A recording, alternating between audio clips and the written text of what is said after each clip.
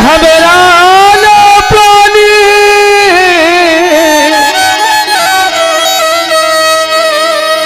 यह जग दुख का मेला है,